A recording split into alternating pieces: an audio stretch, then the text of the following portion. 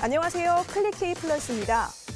지난 9월 19일이죠. 정부가 복지정책 대상을 청년층으로 확대하는 청년복지 5대 과제를 발표했습니다.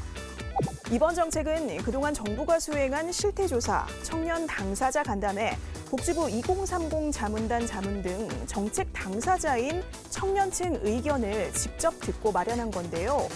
과연 구체적인 내용이 어떤 것일지 좀 더 자세히 알아보도록 하겠습니다. 먼저 아픈 가족을 부양해야 하는 가족돌봄 청년에게 원스톱 통합 서비스를 제공하기로 했습니다.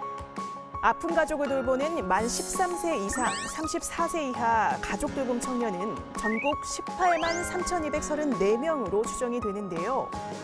이들은 일반 청년보다 삶의 만족도가 낮은 데다 우울감도 컸고요.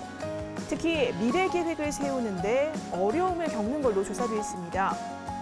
이렇게 가족 부양 부담으로 본인의 미래를 계획하지 못하는 가족돌봄 청년들에게 정부가 자기돌봄비를 해마다 200만 원씩 지급합니다. 이 자기돌봄비를 신체와 정신건강 관리, 학업과 취업 준비, 자기개발 등 다양한 곳에 쓸 수 있는데요. 중위소득 100% 이하, 그러니까 3인 가구 기준으로 월소득이 443만 원 이하인 가족돌봄 청년에게 지원이 됩니다.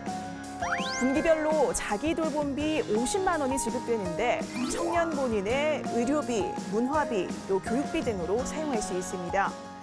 일이나 학업을 하지 않고 집과 방에 꽁꽁 숨어 있는 청년들도 주변에 참 많은데요. 이들 가운데 사회복귀나 재적응을 원하는 고립, 은둔 청년을 위한 프로그램도 운영합니다. 다양한 프로그램이 준비되어 있는데요. 자기이해, 심리상담 등 자기회복 프로그램이 있고요. 신체 예술 활동과 독서 요리를 통해서 대인관계를 형성하는 사회관계 형성 프로그램도 눈에 띕니다. 또 같은 은둔 청년들과 함께 살면서 일상생활 관리 방법을 배우는 공동생활 프로그램도 이용할 수 있습니다. 우울과 불안 등 정신적 어려움이 큰 청년을 위한 마음건강 지원도 확대됩니다. 바로 청년 마음건강 바우처인데요.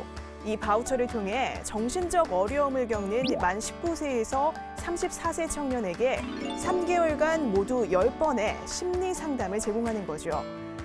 2025년부터는 20세에서 34세 대상 정신건강 검진도 강화됩니다. 현재는 우울증만 포함되어 있는 검진 항목에 조현병, 또 조울증을 추가하고요. 검진 주기도 10년에서 2년으로 단축하기로 했습니다. 소득이 많지 않은 청년 세대가 종잣돈을 모아 안전히 출발할 수 있도록 자산 형성도 지원하기로 했습니다.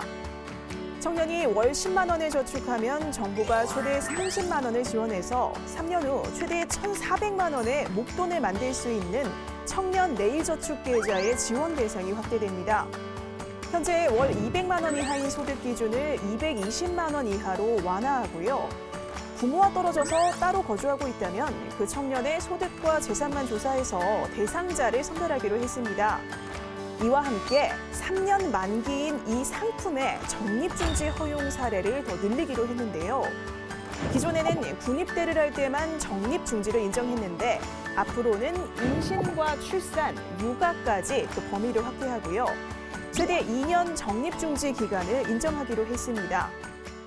아픈 가족을 돌보느라 혹은 자신의 마음에 병이 들어서 어려움을 겪는 청년들이 주변에 정말 많은데요.